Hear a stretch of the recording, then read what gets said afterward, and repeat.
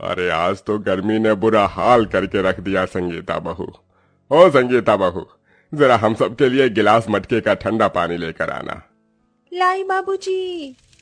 चूल्हे पर खाना बना रही संगीता उठती है और मटके से ठंडा पानी निकालने लगती है कि तभी ये क्या, कल शाम को मटके में पानी भर के रखा था, लेकिन ये तो बिल्कुल भी ठंडा नहीं हुआ बल्कि नया है। जिसके बाद संगीता को उस गर्म पानी को ही ले जाकर अपने सास ससुर और पति को देना पड़ता है।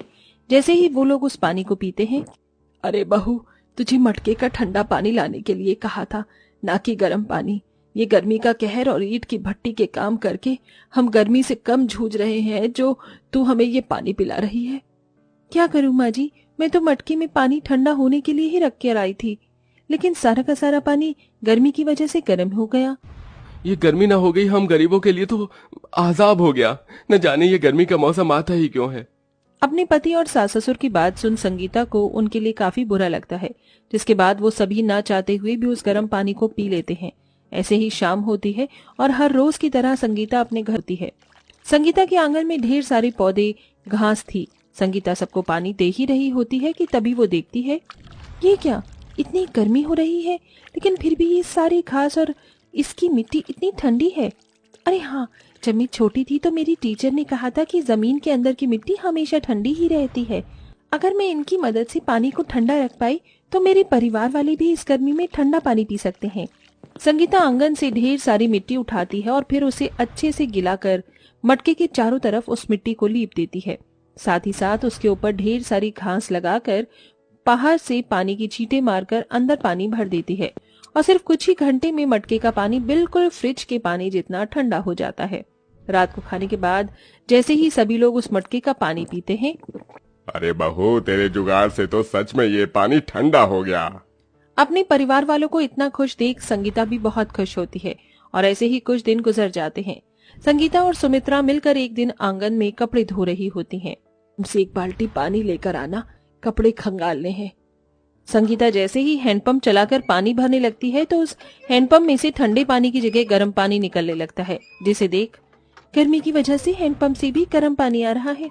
अब हम क्या करें?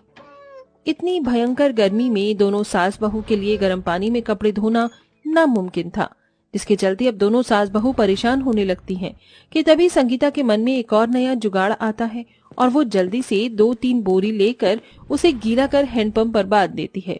थोड़ी देर बाद संगीता जैसे ही हैंडपंप चलाती है तो उसके अंदर से ठंडा पानी आने लगता है। अरे वाह मेरी जुगाड़ू बहू, तूने तो इस हैंडपंप के पानी को भी ठंडा कर दिया। नजर न लगे मेरी जुगाड़ू बहू को। संगीता हमेशा अपने किसी न किसी जुगाड़ से गर्मी को दूर करने की कोशिश किया करती थी, लेकिन बड़ा अरे बाप रे बाप, मुझे तो ऐसा लग रहा है कि मैं अभी भी इनकी भट्टी में ही काम कर रहा हूँ। अरे अब तो इस गर्मी में इस घर में रहना दुश्वार हो गया है। बेटा, इस टीन की छत की वजह से ये सब हो रहा है। सोचा था इस साल इस टीन की छत को हटवाकर और पत्थर की छत बनवाऊंगा, लेकिन पैसों की कमी के चलते इसे ना कर सका। टीन की छत होने की वजह से गर्मी में टीन बहुत जल्दी गर्म हो जाया करती थी, जिससे संगीता का पूरा घर ईंट की भट्टी की तरह गर्म हो जाता था। संगीता, अब तो तुझे अपने जुगाड़ से इस गर्म छत को ठंडा करने के बारे में सोचना ही होगा, वरना इस गर्म छत के नीचे तो हम लोग और ज्यादा दिन तक रह नहीं सकते।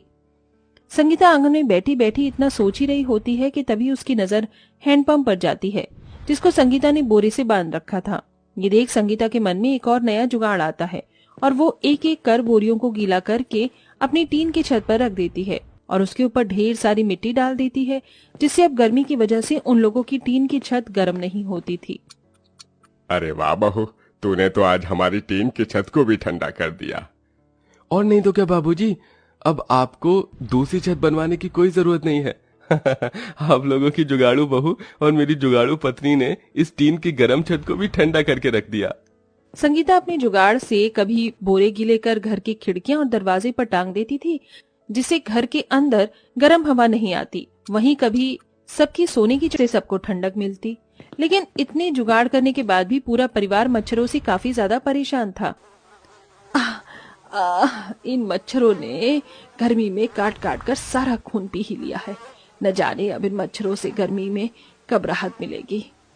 आय हाय, इन मच्छरों से तो राहत ये सिर्फ कूलर ही दिलवा सकता है। आय हाय, बिना कूलर के तो ये मच्छर एक दिन हमारा सारा खून पीकर हमें मार ही डालेंगे।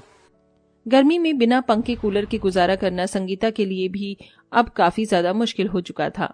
रोज रोज अपने परिवार को ऐसा परेशान होता देख अब संगीता एक बहुत बड़ा फैसला लेती है। अगर आप और बाबूजी इस उम्र में पवन जी के साथ ईंट की भट्टी में काम करके घर का गुजारा चला सकते हैं तो मैं काम क्यों नहीं कर सकती? बहू, ईंट की भट्टी में काम करना आसान नहीं है। तुझे पता है वहां कितनी गर्मी होती है। मैं ईंट की भट्टी में काम करके जल्द से जल्द पैसे जोड़ना चाहती हूँ ताकि मैं सबके लिए कूलर ला सकूं। इसलिए आप लोग प्लीज मुझे काम करने दीजिए।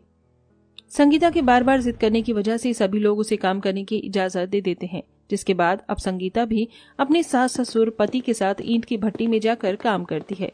ईंट की भट्टी की गर्मी की वजह से कभी संगीता का हाथ जल जाता तो कभी उसके हाथ पैरों पर छाले पड़ जाते। बावजूद भी संगीता 500 रुपए ही जमा कर पाई थी, जिसका उसे बहुत दुख था। एक दिन संगीता और रोज की तरह ईंट की भट्टी में काम कर रही होती है कि तभी उसकी नजर सामने चल रहे कंस्ट्रक्शन साइट पर जाती है। ईंट की दीवार पर पानी मारने से काफी ठंडी रहती होगी ना? पुराने जमाने में लोग ईंट और कच्ची मिट्टी के घरों में रहते थे, इसीलिए उन्हें गर्मी नहीं लगती थी। 1 मिनट, अरे ये चीज मैंने पहले क्यों नहीं सोची? संगीता के मन में ईंट की दीवार को देखकर जुगाड़ आता है, जिसके बारे में वो सबको बताती है। संगीता, तुम क्या कह रही हो? भला ऐसे कैसे हो सकता है? क्यों नहीं हो सकता? ईंट की 4 दीवारें बनकर तैयार कर सकती हैं, तो इनका कूलर क्यों नहीं? हम घर में ईंट की 4 दीवारें बनाएंगे और उसी बीच में से काट कर उसके अंदर एक मोटर फिक्स कर देंगे, जिससे हमारा ईंट का कूलर पूरा बनकर तैयार हो जाएगा। बहू जो कह रही है वो होगा या नहीं ये तो मुझे नहीं पता, लेकिन हम कोशिश तो जरूर करेंगे। क्या पता बहू की इस जुगाड़ और हमारी कोशिश से हमें गर्मी से छुटकारा मिल जाए।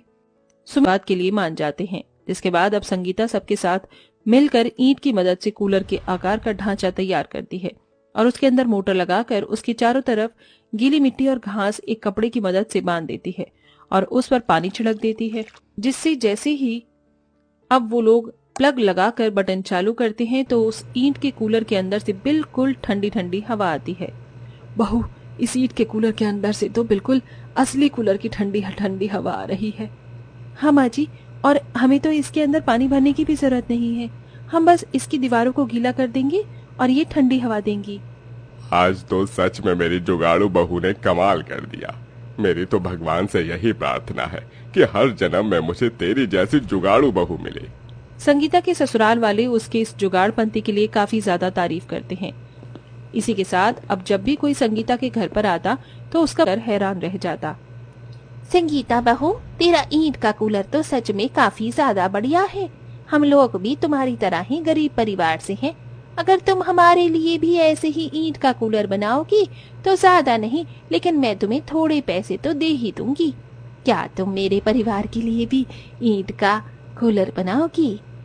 हाँ काकी, क्यों नहीं, मैं जरूर बनाऊंगी आपके परिवार के लिए अपनी जुगाड़ से ईंट का कूलर। आस पड़ोस में रह रहे लोगों को जैसे ही संगीता के जुगाड़ से बनाए हुए ईंट के कूलर के बारे में पता चलता है तो वो भी संगीता से अपने घर में ईंट का कूलर बनवा देते हैं, जिससे उन्हें गर्मी से राहत मिलती है। वहीं संगीता की भी अच्छी खासी कमाई हो जाती है और ऐसे ही अपने जुगाड़पन से संगीता अपने ससुराल वालों के साथ हंसी खुशी रहती है।